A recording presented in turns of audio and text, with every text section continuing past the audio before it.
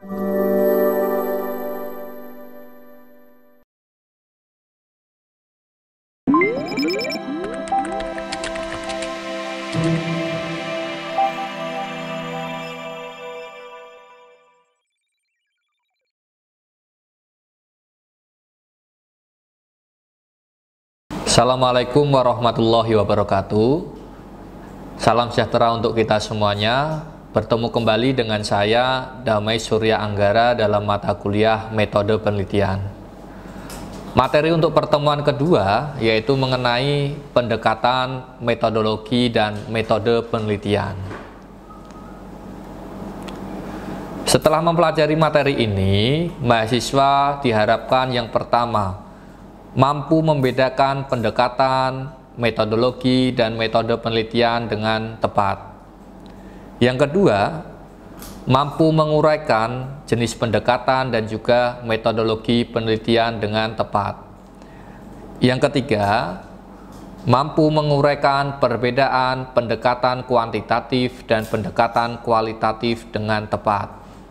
Dan yang terakhir, mampu menguraikan cara menentukan pendekatan yang digunakan dalam penelitian. Kesemuanya itu nanti kita bahas dalam materi pertemuan 2 ini, yaitu pendekatan, metodologi, dan juga metode penelitian. Lalu apa makna dari ketiga istilah tadi? Ada pendekatan, ada metodologi, dan ada metode. Oke, kita kaji bersama-sama. Yang pertama adalah pendekatan penelitian. Jadi pendekatan penelitian itu adalah cara pandang kita terhadap suatu penelitian. Contohnya ada kuantitatif, ada kualitatif, dan juga ada campuran. Cara pandang kita terhadap penelitian kuantitatif, pasti mindset kita, oh di situ ada analisis angka, ada statistik, entah itu statistik inferensial ataupun statistik deskriptif. Yang kedua, pendekatan kualitatif, oh berarti cara pandang kita mengenai kualitatif itu berkaitan dengan non-angka. Artinya di situ tidak ada analisis angka, tidak ada analisis statistik, baik itu statistik deskriptif atau statistik inferensial. Dan yang ketiga adalah campuran, tentunya memuat kedua hal tersebut, ada kuantitatifnya, ada kualitatifnya. Itulah makna dari pendekatan penelitian. Kemudian yang kedua yaitu metodologi penelitian. Metodologi penelitian itu lebih praktis karena di situ memuat langkah-langkah. Maka metodologi penelitian itu merupakan rancangan garis besar atau proses atau tahapan penelitian yang harus dilakukan oleh peneliti, karena di dalam metodologi itu ada langkah-langkah yang pasti atau lebih praktis. Contohnya ada kuasi eksperimen. Kuasi eksperimen kan berarti mengeksperimenkan tertentu di dalam kelas, itu ada langkah-langkahnya. Kemudian asosiasi, itu juga kita mencari hubungan atau pengaruh, itu juga ada langkah-langkahnya. Ataupun yang selanjutnya adalah R&D atau Research and Development, itu juga ada langkah-langkah yang pastinya. Nah, kesemuanya ini nanti akan dibahas di bab tersendiri. Dan yang nomor 3 adalah metode penelitian. Metode penelitian itu cara kita menghasilkan data atau cara kita mengumpulkan data. Contohnya bisa menggunakan wawancara, menggunakan tes, menggunakan angket, ataupun observasi. Jadi ketiga itu istilah tersebut hampir sama tetapi memiliki perbedaan. Karena di lapangan sering terbolak-balik istilah. Di hal itu tadi sudah kita jelaskan, tentunya ke depannya kalian semua harus bisa menempatkan ketiga istilah itu di lapangan. Selanjutnya mengenai jenis pendekatan dan metodologi penelitian. Seperti tadi diuraikan bahwa pendekatan ada 3 jenis. Nah, ketiga jenis itu memiliki metodologi masing-masing. Nah, bisa dilihat di slide, pendekatan kuantitatif memiliki metodologi kuasi eksperimen, memiliki metodologi survei, asosiasi, explanatory, mungkin ada hal yang lainnya. Kemudian pendekatan kualitatif, ada yang metodologi fenomenologi, ada grounded theory, ada etnografi, ada case study, dan ada naratif. Dan yang ketiga yaitu pendekatan campuran, ada metodologi R&D, PTK, evaluation research, dan sejenisnya. Tampilan ini atau kesemuanya ini merupakan berbagai macam pendekatan dan juga metodologi penelitian yang ada. Mungkin jika kita kaji lebih dalam akan lebih banyak lagi metodologi-metodologi penelitian yang lain. Selanjutnya, mengenai perbedaan antara pendekatan kuantitatif dan juga pendekatan kualitatif. Di sini saya tampilkan tabel yang berisi berbagai perbedaan antara pendekatan kuantitatif dan juga pendekatan kualitatif. Yang pertama itu mengenai cakupan. Kalau yang kuantitatif itu cakupan penelitiannya sempit dan terukur. Sedangkan yang kualitatif itu lebih luas. Perbedaan yang kedua mengenai jangka waktu. Kalau penelitian kuantitatif itu relatif singkat, sedangkan kalau kualitatif itu relatif lama. Perbedaan yang ketiga mengenai rumusan masalah. Kalau pendekatan kuantitatif itu pertanyaannya tertutup. Contohnya kata tanya apakah, itu kan tertutup, jawabannya ya atau tidak. Sedangkan kalau kualitatif lebih terbuka, misalkan bagaimanakah, kata tanyanya seperti itu. Perbedaan yang keempat itu mengenai tinjauan pustaka. Pendekatan kuantitatif, pustakanya itu berperan sangat penting.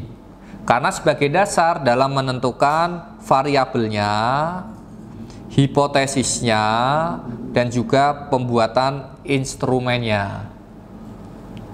Sedangkan pendekatan kualitatif itu peranannya lebih kurang dibanding menggunakan pendekatan kuantitatif karena sebagai pijakan awal akan pentingnya suatu penelitian.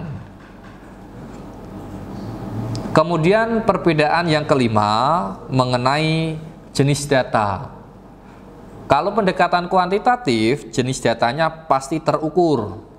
Sedangkan kalau kualitatif itu tidak terukur. Perbedaan yang keenam adalah analisis data yang digunakan. Kalau kuantitatif, analisis datanya pasti menggunakan statistik. Entah itu statistik deskriptif ataupun statistik inferensial. Sedangkan yang kalau kualitatif tidak menggunakan statistik sama sekali, tetapi menggunakan analisis teks. Bisa kita menggunakan coding. Contohnya ini. Yang pertama itu data mentah kita reduksi dengan coding, baru kita simpulkan. Nah, ini sering terjadi beberapa kekeliruan di lapangan. Ada yang mengatakan bahwa kualitatif boleh angka, boleh analisis statistik.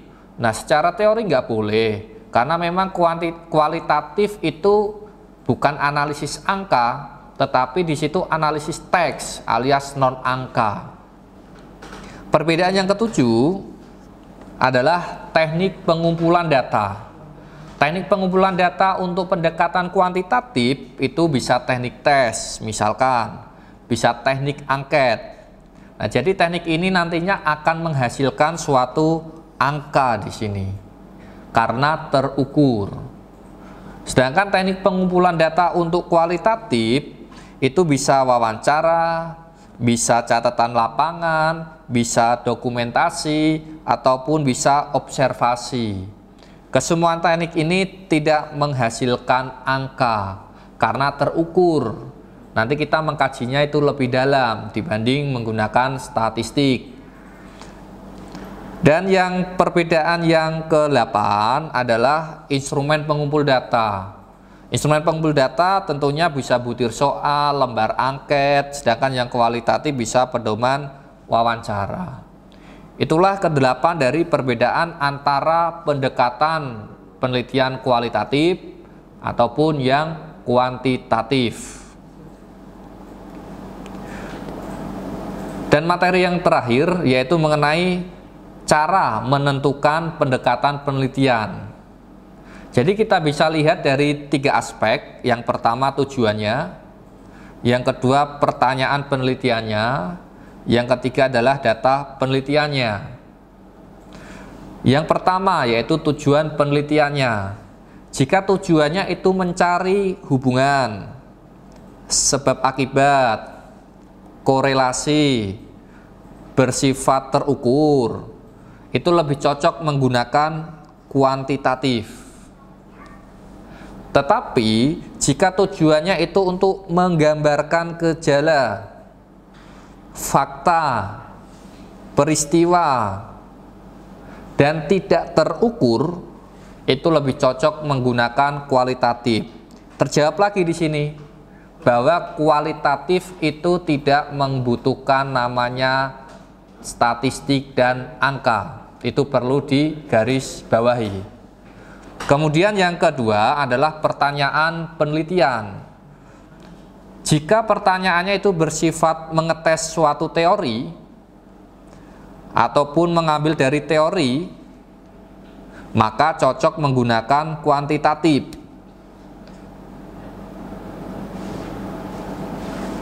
Kemudian, jika pertanyaannya bersifat deskriptif dan menciptakan teori baru, itu cocok menggunakan pendekatan kualitatif. Yang ketiga adalah mengenai data penelitiannya. Jika data diperoleh melalui pengukuran seperti tes, angket, maka akan menghasilkan data-data kuantitatif, maka penelitiannya menggunakan pendekatan kuantitatif. Tetapi jika data diperoleh melalui teknik wawancara, observasi, catatan lapangan, ataupun dokumentasi, maka harus menggunakan pendekatan kualitatif. Jadi, setelah kalian mengetahui perbedaan antara pendekatan kuantitatif dan pendekatan kualitatif, nantinya jika akan meneliti harus berdasarkan hal itu. Jangan tahu-tahu saya ingin kuanti ataupun saya ingin kuali tanpa adanya analisis perbedaannya itu tadi. Prinsipnya, jika data yang kamu inginkan nanti itu terukur, pasti menggunakan kuanti. Nah, jika datanya yang tidak terukur, harus menggunakan kualitatif. Demikian yang bisa saya sampaikan di pertemuan kedua. Mohon maaf apabila ada kekurangan. Terima kasih. Wassalamualaikum warahmatullahi wabarakatuh.